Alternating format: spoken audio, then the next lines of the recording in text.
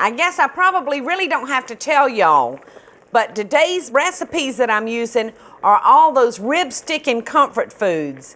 And the dish that I'm fixing to prepare now is probably the #1 most loved comfort food that we serve at the restaurant, and that's the Ladies Cheesy Mac.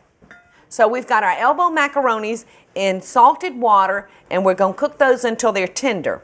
I've used a small elbow macaroni today. Now you can use any kind of pasta that you like, but to me, this is typical of the macaroni and cheese that I've known since I was a child.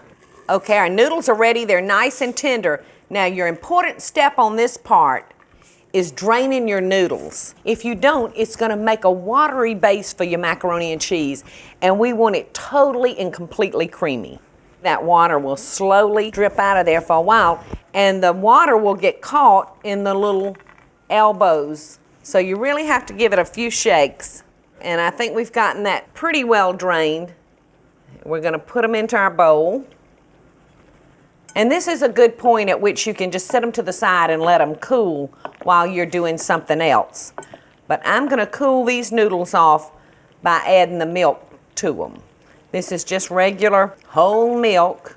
Another milk product that I really love using is evaporated milk. But your canned milk is so rich, it pours like a cream. And now I'm going to add a little bit of sour cream, and this is our secret ingredient to our macaroni and cheese. People are always surprised when I tell them that it has sour cream in it. So this has chilled our noodles down nicely. We're going to add a little salt and naturally a little butter. Can't have a southern dish without butter, can we? Or at least I can't. My Aunt Glennis had us every Thanksgiving, the whole entire family, and she had macaroni and cheese every meal for us. She makes the absolute best.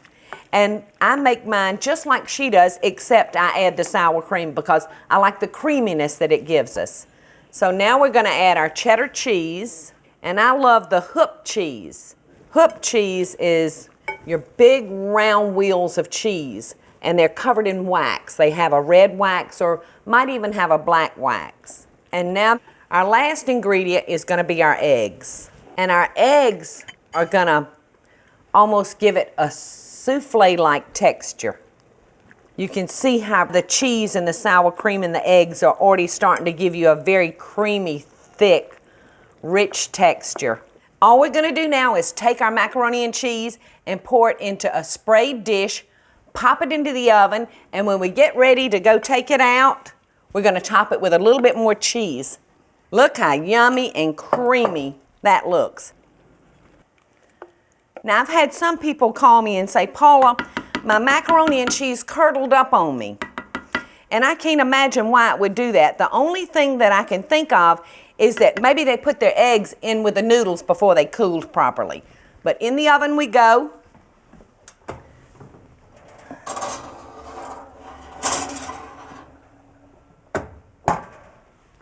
And in about 30 minutes, we're going to have the most horrific creamy macaroni and cheese you ever put in your mouth. Our macaroni and cheese should be ready now, so let's go see what it looks like. As I told you, I held out some cheese when I was mixing it for the top. And see how pretty the cheese looks when it covers those noodles. You know, some things you just take for granted.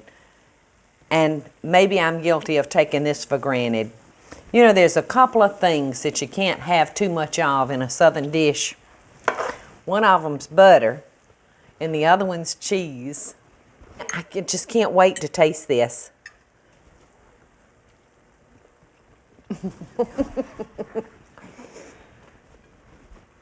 It's so incredibly good. Hey y'all, it's Paula Deen. Now, if you enjoyed this video, be sure to like it and click the subscribe button as well as the notification bell to be alerted when I post a video. Love and best dishes, y'all.